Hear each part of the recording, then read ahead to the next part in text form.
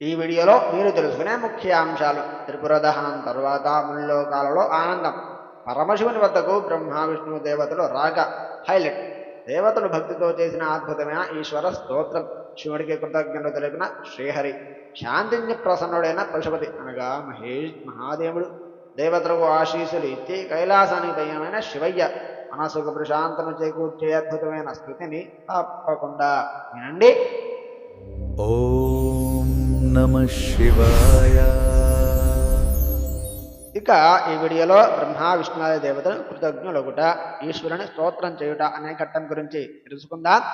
బ్రహ్మదేవుడు నారదుడితో ఈ విధంగా అంటున్నాడట: నారద, వ్యాసుడు బ్రహ్మమానసపుత్రుడైన మహాప్రాజ్ఞుడైన శైవసత్తముడైన ఓ సంకుమారుడా, నువ్వు ధన్యుడివి.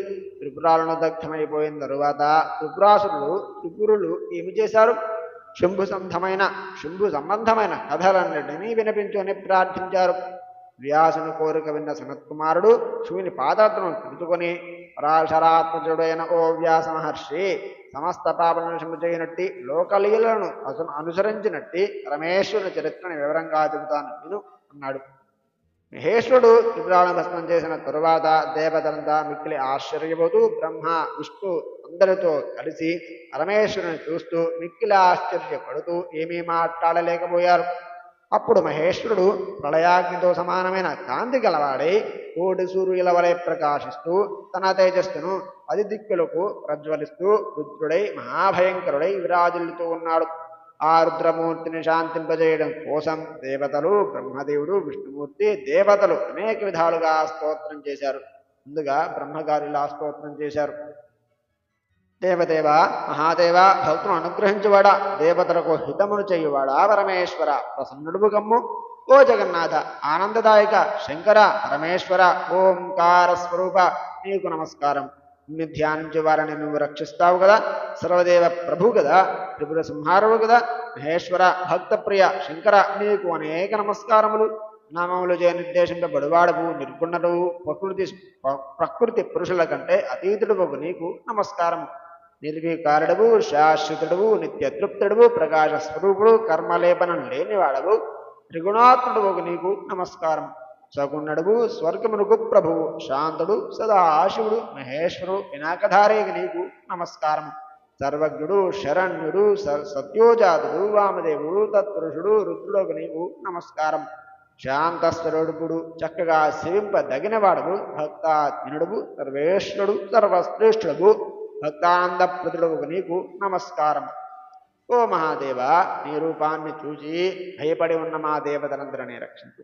త్రిపురాలను దహించి అమరులందరినీ కృతార్థులను చేశావు. ఇక్కడ నీ యందు ఎన్నటికీ తొలగిపోయిన భరాభక్తిని కలగజేయు మాకు.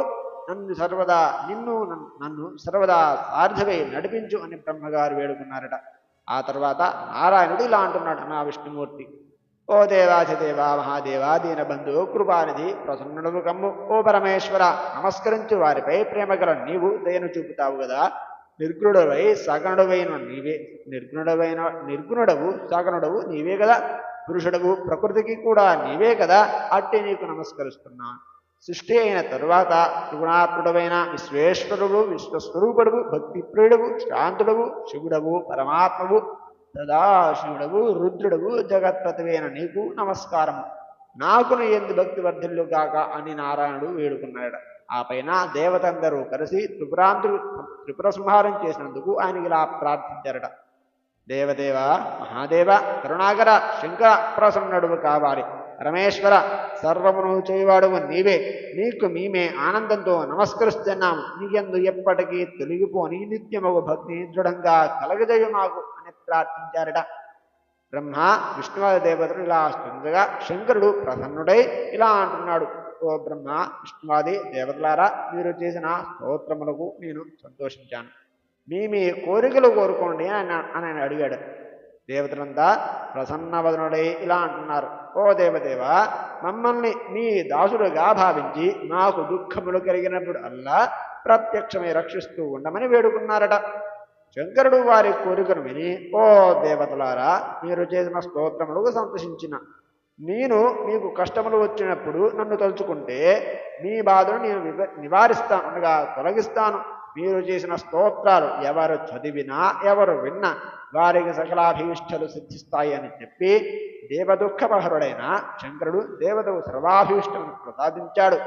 నారద హరి ఓం తత్సతు. ఇంద్రుడితో బ్రహ్మ విష్ణువాది దేవతలు కృతజ్ఞులగుట ఈశ్వరుని స్తోత్రం చేయుట అనే ఘట్టం సమాప్తి. రేపటి వీడియోలో శంకరుడు మయుడికి భక్తి ప్రసాదించుట, ఆయా సన్యాసులు మరుస్థలాలకి వెళ్ళిపోవుట అనే ఘట్టం గురించి తెలుసుకుందాం. స్వస్తి. ఇప్పటి వరకు చూసిన ప్రతి ఒక్కరికి ధన్యవాదాలు. ఇలాంటి అద్భుతమైన వీడియోల కోసం ఇప్పుడు శివభక్తుడు ఛానల్ని సబ్స్క్రైబ్ చేసుకోండి.